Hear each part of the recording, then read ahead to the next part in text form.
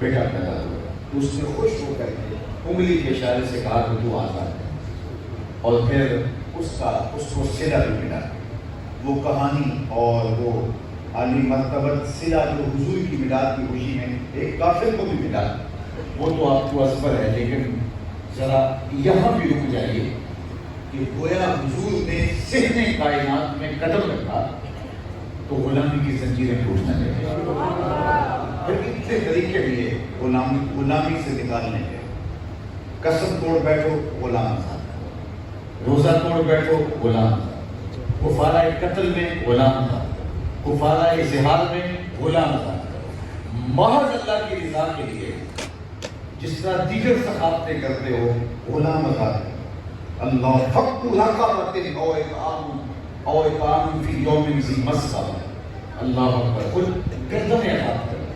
اور حضرت سیدنا عثمان غنی رضی اللہ تعالیٰ عنہ ہر جمعے کو غلام آزاد کرتے۔ صحابہ میں سب سے امیر تھے حضرت عبد الرحمن بن عوف، انہوں نے اپنی زندگی میں 30,000 غلام آزاد کیے۔ آج دنیا میں اوپر جو غلامی آپ کو اگلے نظر نہیں آتی، یہ غلامی ختم کس نے کی؟ اور صرف مسلمان غلام آزاد کرنے کی ترغیب نہیں دی، کافر غلام آزاد کرنے کی ترغیب۔ اور اس دور کی سب سے مہنگی سخاوت غلام آزاد کرنا تھا۔ ایک شخص نے 30,000 غلام آزاد۔ آج آپ کو غلامی نہیں ملے گی، اس کا کریڈٹ کوئی نہیں لے سکتا۔ انسانیت کی گردن سے غلامی کا توق اتار کے پھینکا ہے تو میلاد والے رسول نے۔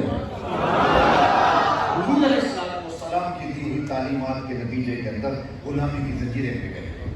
ورنہ مجھے بتاؤ کہ کیا دردناک لمحے تھے جب غلام بکتے تھے تو ان کی کہانیاں تواریخ کی کتب میں موجود ہیں کہ بعض کا حقیقی بھائی ہوتے تھے اور دونوں جو ہے وہ ایک ہی ٹیبل کے اوپر کھڑے ہوتے اور ان کا جو ہے بولی لگ رہی ہوتی، اور ایک شخص ایک بھائی کو خریدتا، دوسرا دوسرے کو خریدتا۔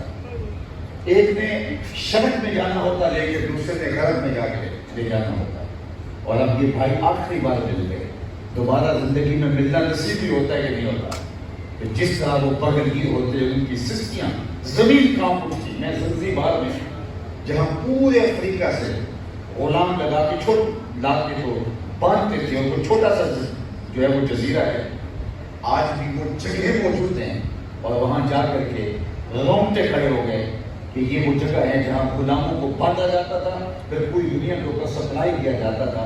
تو مجھے بتاؤ کیا دردناک منظر ہوتا ہے۔ ماں کنیز بن کے بک رہی ہوتی، بیٹی لونڈی بن کے بک رہی ہوتی، بیٹا دوسری سمجھ جا رہا ہوتا، اور یہ پلٹ پلٹ کے غصے کو دیکھے اور ان کے آنکھیں آنسوں سے بھرے ہوتے، لیکن ان کا ظالم آ کر چھانٹے مارتا کہ ادھر مڑ کے دیکھنا بھی نہیں ہے تم نے۔ یہ تھی غلامی کی حیثیت، لیکن میرے اور آپ کے آپ کا مولا نے غلامی کی زنجیریں توڑ کر حضرت انسان کو جو ہے وہ آزادی کی بہار نصیب۔ آج دنیا کے اوپر جو آزادی کا نور آپ کو دکھائی دیتا ہے یہ میلاد والے رسول کا صدقہ ہے۔ آج بھی انسانیت جکڑی ہوتی غلامی کی زنجیروں کے اندر، اور جو انسانیت کا حال ہوتا وہ کسی سے واقفی نہیں۔ اور مجھے بتائیے اگر بیٹیوں کو زندہ درگور کرنے کا راستہ نہ روکا ہوتا تو انسانیت کا بھٹکا ہوا قافلہ آج کس گڑھے میں گرا ہوتا۔